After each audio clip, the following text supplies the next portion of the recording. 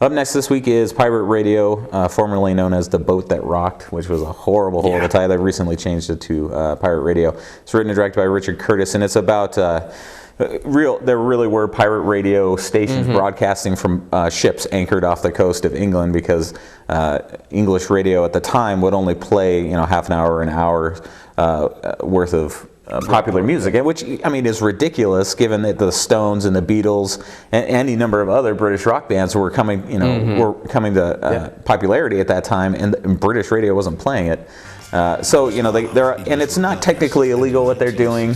It certainly has caught the ire of the stuffy government. And Kenneth Branagh plays Sir Alistair Dormandy, and about the stuffiest guy you could possibly imagine. Yeah, it really is. He's the Englishman's Englishman. Yeah, exactly. The one funny thing about him is that his assistant is called Twat, with 2 T's. It's his campaign to sort of, get the laws changed so they can get pirate radio, because that's what the Prime Minister doesn't like it. So, and again, this is one of those movies that doesn't really, there's not a whole lot going on. I mean, you got the government guys are trying to change their laws, and the radio guys are just, broadcasting.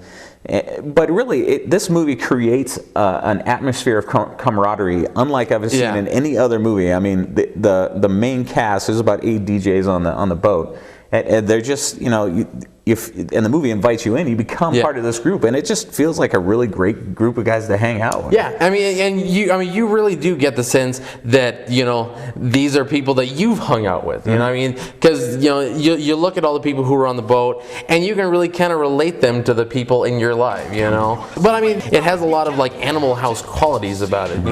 It has kind of these absurd guys who are just kind of hanging out and playing music, but then you have almost a more absurd group of people who are trying to stop them. Yeah. And I mean, it really does border on absurdity, the things that the English government is trying to do. They try to get a campaign against them to bring down the reputation of the people who are broadcasting on these pirate radios, and it actually, in fact, makes them more favorable than it does the English government. I mean, there's a lot of things in this that not hysterical, but are a really funny movie. Yeah. Throughout the whole thing, I really did enjoy it. My one complaint, because I always have one, is that toward the end it just sort of snowballs out of control, and the grand resolution was just a little too much. I mean, they're on the run. I think it fit with this group of characters. Yeah, perhaps. It really did, because they all really do kind of themselves are that far out there